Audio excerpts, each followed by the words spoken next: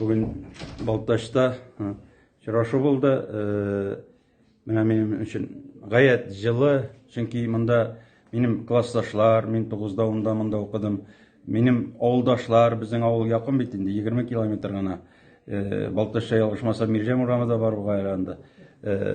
Туганнар, bu үзе татарның әйтеменә туры килә торган бер чырашу үзе бер гомер дигән чырашу булды дип саныйм. Gayet көңелле монда инде Балташтагы профессионал шагыйр Алижан abi да булды, үҗешчән шагыйрьләр дә күңелләрен бастылар дип әйтергә була.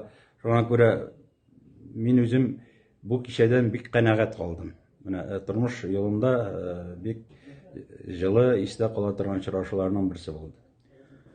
Рифат абый, сезгә сәламәтлек, хәерле зуңгыр телибез. Талантыгыз һәр вакытта да шулай халыкка хезмәт итсен. Рәхмәт бик зур. Рәхмәт бөтенесе өчен.